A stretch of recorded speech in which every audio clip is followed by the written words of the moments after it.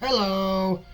So, this time, I think I'll tell you a little bit more about myself, my other selves, and all the different kinds of backgrounds the various me's have come from. Many years ago, Mirror World era 1997, maybe 98, there was a really crappy fighting game on the PS1 that was set in Ravenloft, called Blood and Iron, I think. My favorite character to play was Nim Pimply, the Mad Goblin. With his flipping around and shooting lightning, he was cool. Fast forward a couple years later, maybe 2000 or 2001, at the time, our family would have get-togethers roughly every weekend, and I had been playing Dungeons & Dragons with my friends from school for years already. After having many discussions about getting the family together and attempting to run a game over the course of a couple years, my uncle's friend finally agreed to run such a game. I had already been game mastering for a couple of years, but it was for kids my age, and it felt intimidating to try to run an epic game for adults who had much more gaming experience than myself. For the next couple of weeks, we did character creation, and I already knew I wanted to play as the snarky asshole goblin guy. Goblin, as a player character species, was quickly shot down, but nothing said I couldn't be a snarky jerk of a halfling, and so was born Dimbly Tumblefoot, who, if my memory serves correct, only survived the first game session, but it may have been the second. Either way, I was playing him as an unagreeable jerk, and when our team was presented to the Council of 4.5 Races, he mouthed off and got himself mind-wiped. The next game session, Pimbly's twin brother, the much more agreeable Dimbly Tumblefoot, was presented to the council and joined the other heroes on a quest of epic proportions, the details of which I don't remember very well. What I do recall is Dimbly becoming a rogue extraordinaire. This was D&D 3rd edition, and I studied the skill synergy system to maximize every skill possible. I became the sneak attack and flank master, and most memorable was the reflex saves, dodging fireballs and lightning bolts with evasion. Spy Break by Propellerheads from the Matrix soundtrack became my theme song. I'm certainly not going to play that here, but I'll link it down below. Whether picking locks, performing tumbling acrobatics, backstabbing some fool, or one-handed handstanding on the back of a pony while it meth-raged full ran through the forest, all the while dodging arrows and spells without even a scratch. This is the Dimbly that folks have come to know and love. Equal parts Indiana Jones adventurist archaeologist type, and Bilbo Baggins adorable halfling type. I have been recreated and reincarnated many times using many different game systems. D&D 2nd edition using the advanced players options like skills and powers led to a ton of fun. GURPS Fantasy 3rd and 4th Ed will always have a special place for being so very deadly for a fantasy game. D&D 3.5 and Pathfinder 1st edition are probably where I've lived the most, and are likely where I've been the strongest.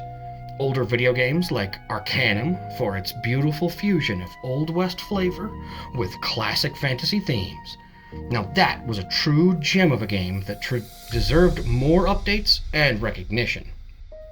Among the many different worlds that I've been reborn in, there was still a sense of thematics and loose consistency with my various incarnations. I don't think any of me was born in a hobbit hole surrounded by good food and loving families. Pretty sure we've always been ore pawns. This is your real father? Yes, it is. You sure? I didn't know you had a father. I thought we are all orphans. The earliest description of how Dimbly generally acts is as follows. Constantly teaches people to protect themselves from rogue types and advocates the training of good detectives. Spreading halfling joy through hugs, music, and dancing. Has always been fascinated with magic, but has a true passion for learning how to become a real doctor. That was as detailed as a background as I got back in my first incarnation. But that was also the era that we got our hands on the Hero Builder's Guidebook.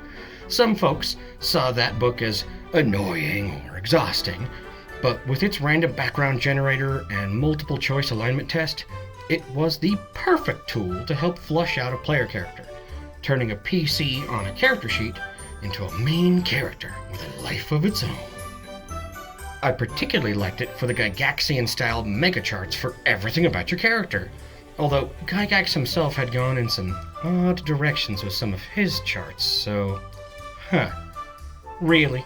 You're gonna make a random whore chart and not include manhoes or ladyboys? Really? Anyways, my first incarnation was born in a fantastic version of your mirror world during the Middle Ages. One of 3 halfling triplets, Pimbly, Dimbly, and Reginald, orphaned off to a poor human family. They couldn't really afford to keep us all fed, so we kinda split up and became street urchins to survive. Pimbly and Dimbly went off to seek adventure, which eventually led them to joining the council, while old Reggie got caught nicking a gold purse and did some time. Last I saw, he ended up reforming and joining the guard, taking care of our foster parents, and starting a family of his own. Good guy. Let's see. In Faerun, I was a single child, also in the care of a human family in the city of Westgate, famous for scoundrels, skullduggery, and vampires. My family did their best to keep me away from all the bad influences and raised me in the faith of the mourning Lord Lathander. Being a local Westavian, I ended up getting swept up in intrigue, falling in love with a vampire girl, and died fairly young. By being blenderized by spinning blade traps, if I remember correctly. But that was a mess to clean up. At least I didn't become the servant of some evil, stinky, undead creature. In the very different world of Yurth, called Banestorm and Fourth Ed GURPS, I was estranged from whatever land I was born in, and raised by a very nice barbarian woman in the nomad lands to the far north. Ogglesrod Carenson raised me to be a good pagan, to revere nature, and to respect all life and genders. If I'm going to raise my blade in anger, let my fury fall on the evil Christians, in particular, the most vile of all, Catholics.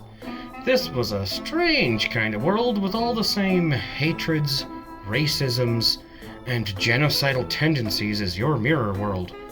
After coming of age, I saved the life of another barbarian man, Gudard, and he vowed to be my protector. Together, we journeyed south to Scarth, led by prophecy that spoke of primordial fire and mystical metals. Ooh.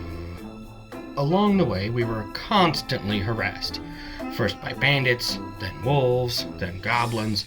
We kept feeling like there was something following us and stalking us. Then we would get into a fight and figured it was settled. We would get injured. Luckily, Gudard had a little bit of healing magic, so we were okay. Then that creepy feeling would come back. Finally, we got strategic, set a trap, and did a double back round. The trap worked, technically. Turned out to be a Kodiak bear, though. I mean, we got the jump on it and stabbed it pretty good, but then it tore my buddy's arm off and commenced to eating me. So, on to the next incarnation. In this verse, I was born into the world of Golarion. From the streets of Riddleport I emerged, this time with no family, no foster parents, and no support. Having learned to survive as a street rat, and with most people just assuming I was a thief, being a rogue came perfectly naturally to me. Once I grew up a little and learned a bit more about how people work, I realized I did not like stealing from good, honest folk. I became fascinated with the massive Thessalonian Arch, and became passionate about discovering its secrets. I specialized in the knowledge of the arcane and of history, as well as ancient languages. In my studies, I heard about other Thessalonian ruins, and eventually headed to Sandpoint to find out more, thus beginning one of the more epic adventures I've ever been on in all of my incarnations. The Rise of the Rune Lords campaign. I won't spoil any of the actual storyline for you.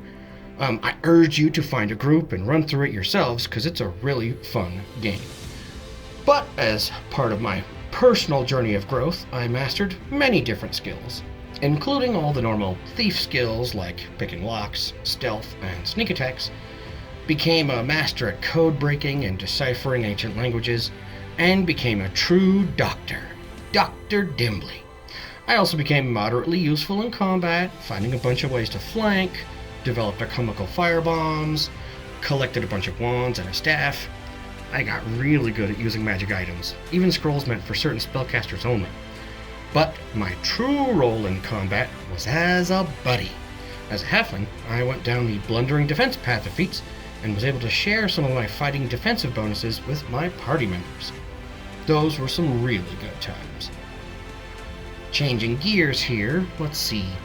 In a different kind of gaming scenario, back in the late 80s, early 90s, there was a bunch of games known as gold box games. By today's standards, they're kind of hard to look at, but they were fun and very challenging games. They weren't just stick figures and numbers like the old Ultima games were. There was actual art involved. My first experience with these types of games was Eye of the Beholder, a true dungeon crawl of a game. I first played the SNES version, and as a little kid, it was intense. Monsters around every corner, falling into pit traps with no way to get back up, and trying to keep every piece of loot you ever find. Eventually, a version of me went on to play through the PC adaptation of the Beholder games. It had 2 sequels that you could import all your characters through, getting to truly epic levels. These games were all set in Faerun, adapted to PC using the second ed AD&D system, I think. This era of first-person dungeon crawling games will always have a special place in my memories. I also ran through the actual gold box games, Pool of Radiance and sequels, which also had a really good book series, the Savage Frontier games, they were pretty dang epic, but I never really liked the combat system of the actual gold box games. Regardless, I still enjoyed playing through them all, in particular the Dragonlance and Dark Sun games. They didn't really make a lot of video games in those worlds, so it's fun to play through them and soak up the flavor. Once we get to the later 90s era, then a series began that I put more time into than any other game, save Sid Meier's Alpha Centauri. And that game series is Baldur's Gate. The folks at Black Isle Studios created a truly masterwork game, with the sequels, Tales of the Sword Coast, Shadows of Amn, Throne of Bhaal, and Beamdog's Enhanced Edition, endless hours of fun. And you could transfer your characters between them all, it was amazing. They also made the Icewind Dale games, which were pretty fun hack and trap survival games, but then they also made another masterclass game, Planescape Torment. One of those games I've always dreamed of adapting to a pen and paper game. Maybe someday.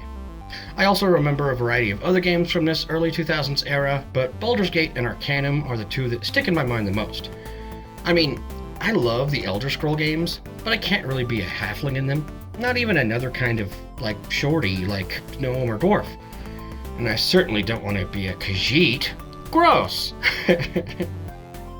After that came the totally badass Neverwinter Nights. Fun to play through a couple of times with an expansion to get to epic levels, plus it had a really strong modding community to keep it going. Neverwinter Nights 2 was a near total letdown. The game itself was actually pretty good, but the camera controls were so bad that it was almost unplayable.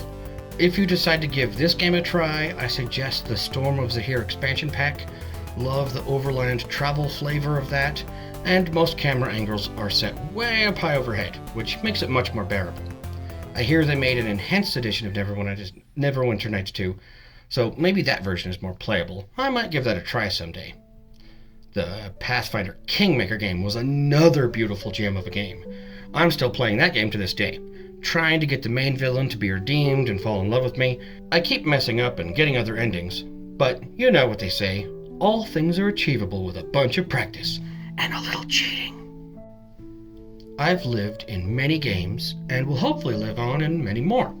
Maybe you can find a game where I can go on adventures, live, laugh, slay, and loot. Feel free to make incarnations of me on any game you like. And if you have any suggestions on games you think I would be good in, leave a comment down below. Now, back to the pencil and paper.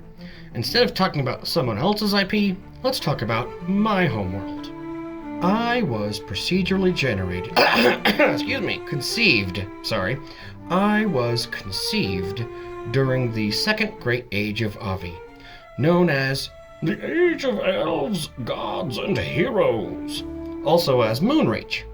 And according to the Elven Lord's perspective, the Age of Enlightenment, yes, or maybe the Golden Age.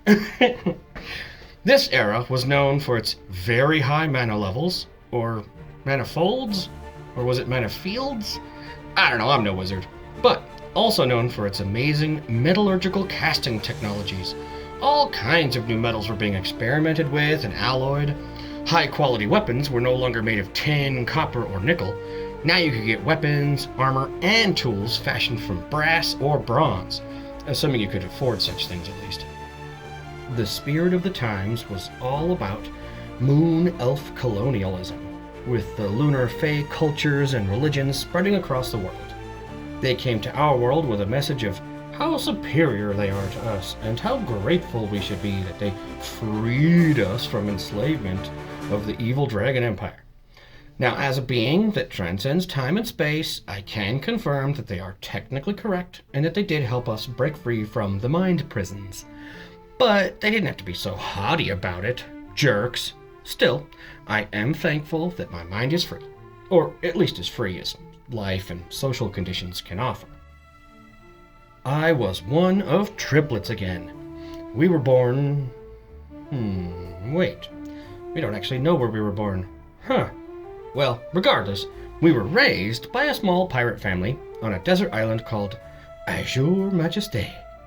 It was pretty warm there, very near the equator. Too warm for my taste.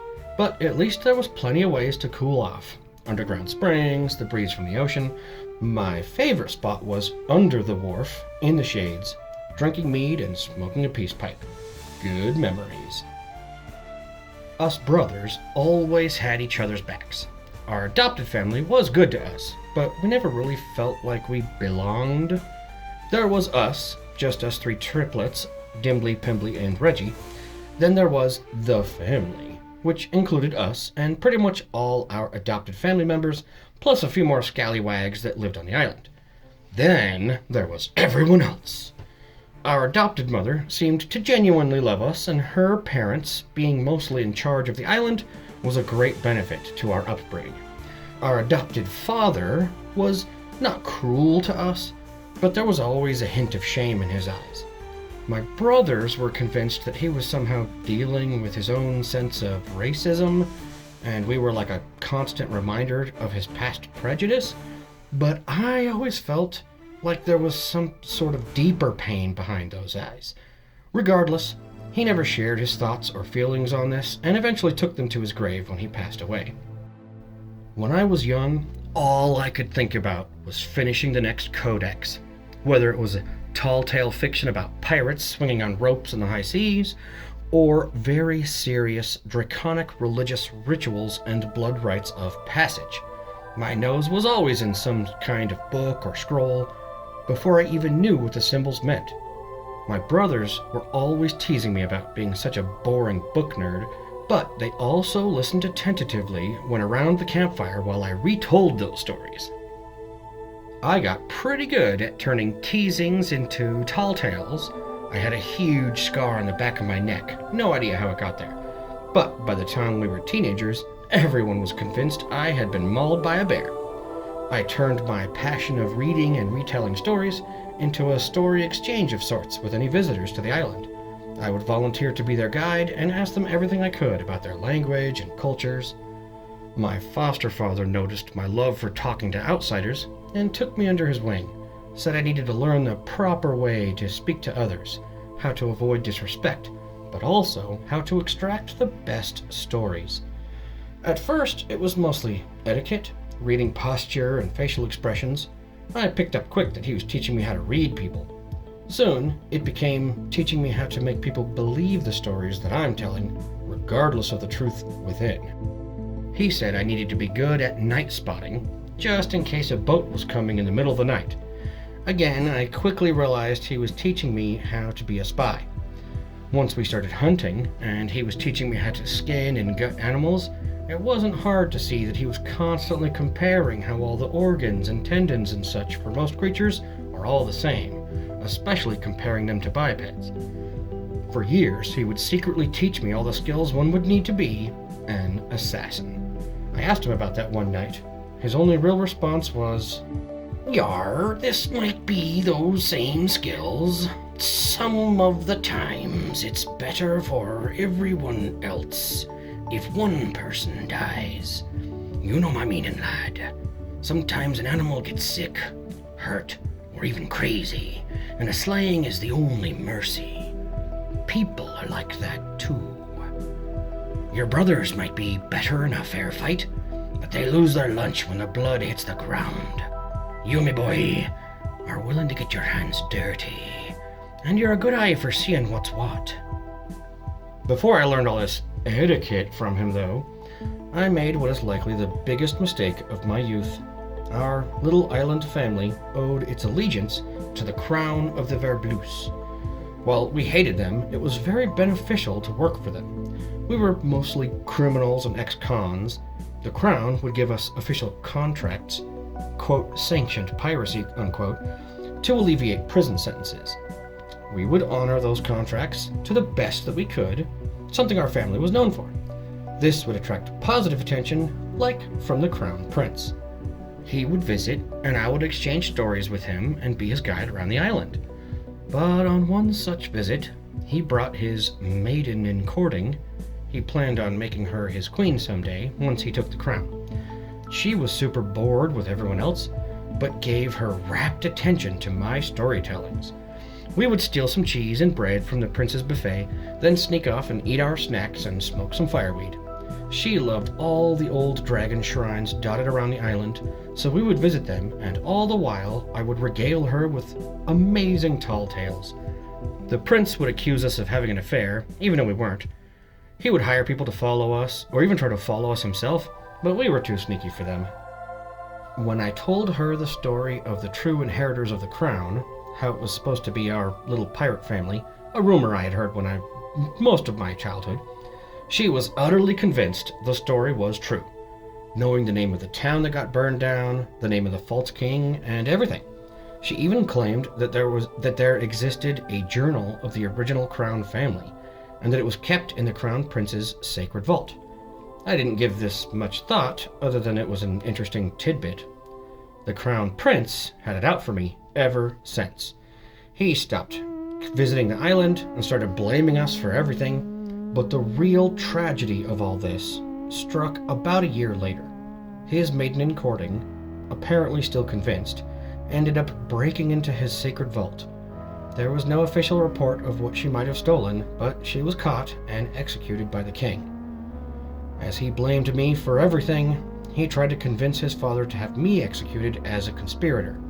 Thankfully, he never accomplished that, but coincidentally, a few months after that event, our island was raided by enemy pirates, and they just so happened to have their pockets full of crown gold.